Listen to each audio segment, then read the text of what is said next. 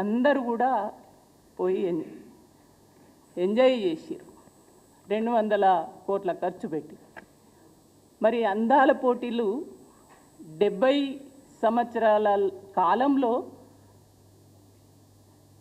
ఎవ్వరు కూడా ఆ పోటీలు జరుగుతున్నటువంటి క్రమంలో ఒక్కరు కూడా బయటకు పోలే. కానీ ఇవాళ మన దగ్గర జరిగినటువంటి ఈ అందాల పోటీల నుంచి మధ్యలోనే ఒక మహిళ పోయింది. అంటే మధ్యలోనే పోయింది అని అంటే ఆమె ఈ స్థాయికి రావడానికి అంటే అందాల ఒక అందంగా ఉంటేనే ఈ పోటీలలో పాల్గొన్నారు. వాళ్ళకు చాలా నైపుణ్యత ఉంటుంది.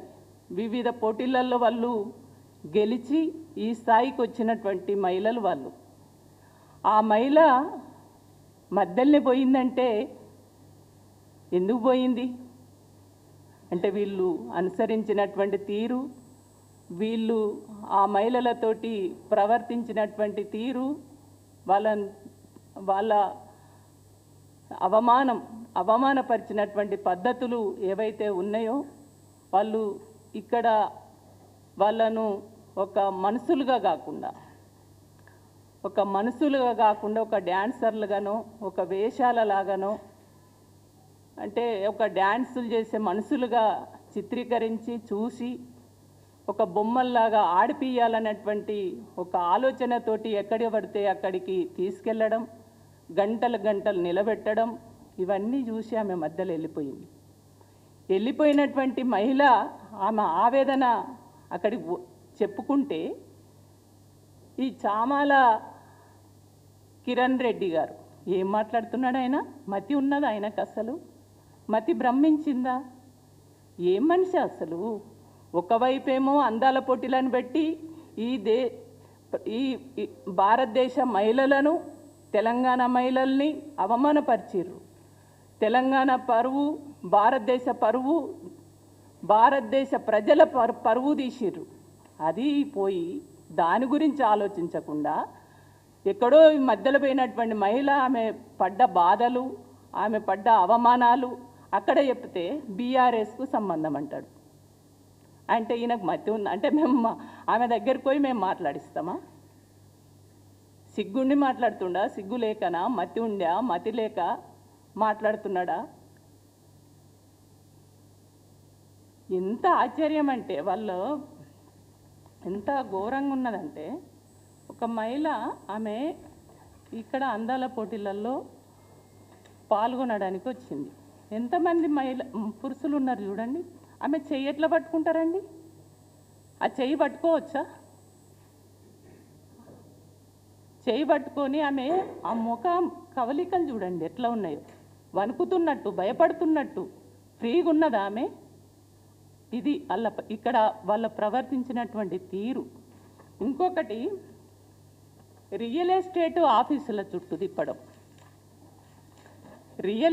రియల్ ఎస్టేట్ ఆఫీసుల చుట్టూ తిప్పి గంటలు వాళ్ళను నిలబెట్టి తమాషా చూడడం. ఇక్కడ మీరు 200 కోట్లు ఖర్చు పెట్టి అందాల పోటీలు పెట్టి చేసిన నిర్వాకం ఇది వాళ్ళ పరిస్థితి. ఇదే కాదు, ఇవాళ మీరు చూస్తే ఇక్కడ అంతా వాళ్ళ కుటుంబం, వాళ్ళ ముఖ్యమంత్రి గారి అమ్మాయితోటి పోటీలలో పాల్గొనేటువంటి అమ్మాయికి సంబంధం ఏందండి? ఆ కుటుంబ సభ్యులందరూ కలిసి వాళ్ళతోటి భోజనాలు చేయడం, ఎంజాయ్ చేయడం, వాళ్ళతోటి సంభాషించడం, ఇది వాళ్ళ పరిస్థితి. ఇక మన తెలంగాణకు ఒక ప్రత్యేకత ఉంది. మన తెలంగాణ కల్చర్ ఒక భిన్నమైనటువంటి కల్చర్. అది బోనాలు కావచ్చు, బతుకమ్మ కావచ్చు, మనం చాలా సాంప్రదాయబద్ధంగా మనం ఆడుకుంటాం. కానీ మనకున్నటువంటి ఆ సాంప్రదాయాన్ని, మనకున్నటువంటి ఆ పండుగ యొక్క గొప్పతనాన్ని చెప్పులు వేసుకొని బతుకమ్మ ఆడతామా? మనం ఒక దేవతలాగా పూజిస్తాం కదా బతుకమ్మను, ఎంతో గౌరవిస్తాం కదా, ఎంతో భక్తి శ్రద్ధలతోటి ఆ బతుకమ్మను ఆడుకుంటాం కదా. చెప్పులేసి ఆడుతున్నారు బతుకమ్మను. ఇంత దారుణమా? అదే కాదు, ఈ రాష్ట్ర మహిళల్ని అందాల పోటీలు నిర్వహించి ఆ అందాల పోటీలలో పాల్గొనడానికి వచ్చినటువంటి మహిళల కాళ్ళు ఎవరితోటి గడిగిస్తారు? మీరు ఎప్పుడు గడుగుతారు చెప్పండి? కాళ్ళు పెళ్ళి అయినప్పుడు బిడ్డను కన్యాదానం చేసినప్పుడు కాళ్ళు కడుగుతాం, అల్లుడి కాళ్ళు కడుగుతాం, మళ్ళీ చనిపోయినప్పుడు కడుగుతాం. అవునా కదా? స్నానం చేపించి కళ్ళు కడిగి పసుపు బొట్టు అన్నీ పెట్టి మనం సాగనంపుతాం చనిపోయినప్పుడు. ఈ 2 సందర్భాలలో చేస్తాం. కానీ మీరు ఏం చేశారు? ఇంత దారుణంగా మీరు ఇవన్నీ చేసి ఈ రాష్ట్రం పరువు తీసినటువంటి పద్ధతి ఏదైతే ఉందో అది చాలా అభ్యంతరకరం. ఇక ఈ మంత్రులైతే ఈ పోటీలు జరిగినన్ని రోజులు తెలంగాణ గురించి పట్టించుకోలే. వీళ్ళ పనిలా రోజు అక్కడ పోవడం, ఆ పోటీల దగ్గర ఆడవాళ్ళను వచ్చినటువంటి మహిళల్ని చూడడం, ఎంజాయ్ చేయడం, తాగడం, తినడం, అదే జరిపోయింది తప్ప రాష్ట్రం ఇక్కడ ఉన్నటువంటి పరిపాలన ఇవన్నీ కూడా ఈ రాష్ట్ర పరిస్థితి గురించి అస్సలు పట్టించుకోలేదు. కాబట్టి ఇగో ఇది వాళ్ళ పరిస్థితి. అందుకని నేను వీళ్ళకి ఒక్కటే చెప్తున్నాను, ఇన్ని రోజులు సరే రైతులు ధాన్యం వర్షాలు పడ్డాయి, ధాన్యం వడ్లు కుప్పలు పోసిర్రు, వర్షాలతోటి మొలకలు వచ్చినాయి, తడిసిపోయినాయి, కొనలేదు, మీరు పట్టించుకోలేరు. రైతులు చనిపోయినా పట్టించుకోలేరు. ఇప్పుడైతే అందాల పోటీలు అయిపోయినాయి, వాళ్ళు ఎక్కడోళ్ళు అక్కడ వెళ్ళిపోయారు కదా. ఇప్పుడన్నా కొద్ది పరిపాలన పైన దృష్టి పెట్టండి అని నేను అడుగుతున్నా. ఇప్పుడన్నా ఆ వడ్లన్నీ మొలకలు వచ్చినాయి, మొత్తం కుప్పలు పోసి తడిసిపోయినాయి, ముద్దలైనాయి, నల్లగా అయిపోయినాయి. ఇవాళ నెలల తరబడి రైతులు అక్కడే ఆ వడ్ల కల్లాల కాడ ఉండి బాధపడుతున్నటువంటి పరిస్థితి ఉంది. కాబట్టి ఇప్పుడైనా పరిపాలన పైన దృష్టి పెట్టండి, తెలంగాణ ప్రజల్ని పట్టించుకోండి. లేకపోతే ఇంకో గమ్మతి, ఇంకోటి నేను మీకు చూపించదలుచుకున్నా. అందాల పోటీలకు ఈయనకు సంబంధం ఉందా? ఈయనకి ఏమోదు ఉన్నదని ఆమెకు ఈయన చేత మెమోంటో ఇప్పిస్తారండి? ఈయన ఎవరు అసలు? ఏమోదా ఉంది? ఇంకా గమ్మత్ ఏంటంటే గాంధీ భవన్లో పనిచేసే అటెండర్లు, వాళ్ళ పార్టీ కార్యకర్తలు, వాళ్ళందరితోటి వాళ్ళను ఇంటర్వ్యూ చేయడం, వాళ్ళతోటి మాట్లాడించడం, వాళ్ళతోటి సెల్ఫీలు తీసుకోవడం, ఇదే అండి. అంటే మొత్తము అంటే దానికి ఉన్నటువంటి ప్రాధాన్యత ఏదైతే ఉందో, అందాల పోటీలు దేనికి నిర్వహించిండ్రు అనేది అది పక్కకు పెట్టేసి వాళ్ళని ఎట్లా చేసిరంటే ఒక బొమ్మల్లాగా ఆడిచ్చిర్రు. ఇన్ని రోజులు వాళ్ళని బొమ్మల్లాగా ఆడిచ్చి వాళ్ళ ఇళ్ళకు తీసుకెళ్ళడం, రియల్ ఎస్టేట్ ఆఫీసులలోకి తీసుకెళ్ళడం, ఎవరైతే స్పాన్సర్స్ చేయడానికి వీళ్ళు అడిగితే ఇయ్యలేదని వాళ్ళని తీసుకుపోయి చూపించి వాళ్ళని లైన్లో కూర్చోబెట్టి వాళ్ళతోటి ఆటలాడిచ్చి పాటలు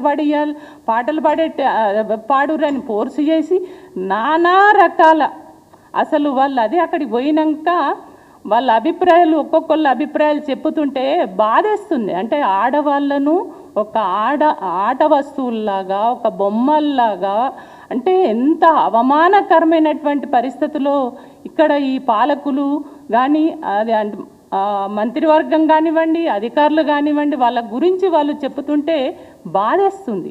అంటే మనం ఎంతో కొట్లాడి పోరాడి అనేక రకాల అవమానాలు పడి మనం తెలంగాణ రాష్ట్రం తెచ్చుకోవాలి, మన ఆత్మగౌరవాన్ని కాపాడుకోవాలనేటువంటి దాంట్లో మనము సకల జనులం అందరం కొట్లాడి తెలంగాణ తెచ్చుకుంటే, మనం తెచ్చుకున్నటువంటి తెలంగాణను బ్రహ్మాండంగా అభివృద్ధి చేసుకొని ఇవాళ తెలంగాణ రాష్ట్రాన్ని దేశంలోనే అగ్రగామిగా చూడాలనేటువంటి కలలు కన్నటువంటి తెలంగాణ రాష్ట్రం మనది. అట్లాంటి రాష్ట్రాన్ని వాళ్ళ 60 ఏళ్ల పాలనలో చేయని పనులు 10 ఏళ్ల కాలంలో కేసీఆర్ గారు చేసి చూపించారు. అభివృద్ధి కానీ సంక్షేమ పథకాలు కానీ అవన్నిటిని కూడా పక్కకు పెట్టేసి వల్ల మన రాష్ట్రం అనేది ఇజ్జతీసి ఇవాళ మనకు అదే బాధ అనిపిస్తుంది. వాళ్ళు చెప్పినటువంటి మాటలు చూస్తుంటే నాకే అవి చెప్పడానికి కూడా ఇబ్బందికరంగా ఉన్నది. ఆ రకమైనటువంటి పద్ధతిలో వీళ్ళు నిర్వహించడం కానీ ప్రవర్తించడం కానీ అది మంచిది కాదు. ఇప్పటికైనా మీరు పరిపాలన పైన దృష్టి పెట్టండి, రైతుల కష్ట సుఖాలు తెలుసుకోండి, తెలంగాణను నిజంగానే మీరు అభివృద్ధి చేయాలనేటువంటి ఒక సంకల్పమో ఆలోచనో ఉన్నట్లయితే ప్రొద్దున లేస్తే వీళ్ళ ఆలోచన ఏంది? ఇవాళ అరే అభివృద్ధి ఏం జరిగింది గతంలో, ఇంకా మిగిలిపోయినవి ఏమున్నాయి, ఏం పనులు చేయాలి, ఇంకేం చేయాలి, ఇవి చేస్తామనేది చెప్పండి. కానీ ప్రొద్దున లేస్తే కేసీఆర్ పేరు తలుచుకోకుండా, కేటీఆర్ గారి పేరు తలుచుకోకుండా, హరీష్ రావు గారి పేరు తలుచుకోకుండా వీళ్ళు నిద్రపోతలేరు. అంటే వాళ్ళ పేర్లు అంటే వాళ్ళకు ఏం చేయాలో అర్థమైతలేదు.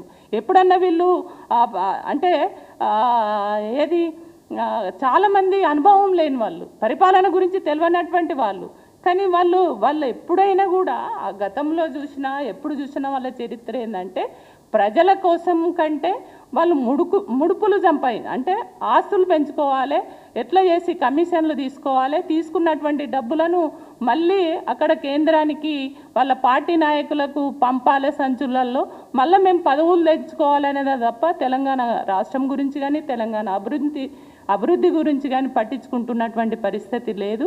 కాబట్టి ఇప్పటికైనా మీరు అభివృద్ధి వైపు మీరు ఆలోచించండి, అభివృద్ధి వైపు మీరు అభివృద్ధి చేసే దశగా మీరు ముందుకు వెళ్ళండి. లేదంటే తెలంగాణ ప్రజలు మిమ్మల్ని క్షమించరని చెప్పేసి ఈ సందర్భంగా తెలియజేస్తున్నాను. రమ గారు మాట్లాడారు.